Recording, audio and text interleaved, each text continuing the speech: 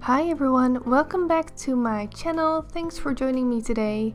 Today I'm going to be showing you the first drawing that I finished of this year, and it's a big one right away, and I really love how it turned out. So I've drawn this barn owl in pastels on pastel mats. This is also a tutorial for the drawing club membership. So you can find all information about the membership on my website. If you want to follow along with this one, it's 8 hours. You'll be seeing all the details and I'll be narrating. So if you want to follow along with this one, have a look at my website. All the information is there, and I hope to see you in the membership. So today I'm going to show you a time lapse of this drawing. It is a drawing on 12 by 16 inches, and I'm using Stabilo pastel pencils on light blue pastel mat. And I'm just going to do a little bit of explaining, but after that I'll just leave you to it and put some music underneath the video and just let you watch the time lapse until the end. So I started with the background, and I really love this photo. I found it on Unsplash.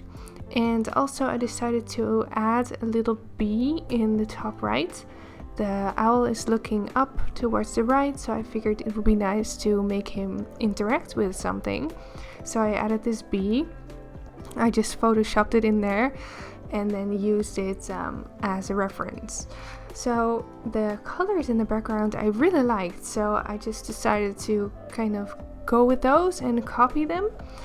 And it's all about layering, so many layers to get the background smooth. And then when the background was done, took about 1.5 hours, I think, maybe 1 hour, I moved on to the eye. So the eye is really nice, lots of detail in it. So it's important to put some detail in it to make sure that you can see the difference between the pupil and the iris. Otherwise it just looks like one big black area, and I wanted enough expression in it. So I zoomed in on the eye and made sure to put in all the little details and highlights and also some color. And after that I moved on to the face. So I really loved drawing the face. So the challenge with drawing such white fur or white looking fur, it's important to go in with enough color and enough darkness first. So you have to make sure that the layers, or that the base layers, are quite dark actually. So then after that you can go on top with a white or a lighter pencil to put it in the light fluffy hairs or feathers. So it's almost hairy, it's very fuzzy feathers. So I treated it like drawing hairs. And that is basically the most important thing for the whole drawing. Just make sure to start off dark enough so you can build up towards the lights, because if you start off too light, you won't have enough space anymore to draw in the lighter details. So that was a challenge for this drawing. There's a lot of lighting in the drawing, a lot of light and a lot of dark, a lot of different colors. So my challenge was to put in enough of those colors to really create a lively portrait. So for now I'll just let you watch the rest of the process. If you have any questions about it, I'd love to know in the comments below, and I'll try to answer. And I'll see you back at the end of the video, where you can also see a scan, so you can really see all the details. So stay tuned until the end and have fun watching.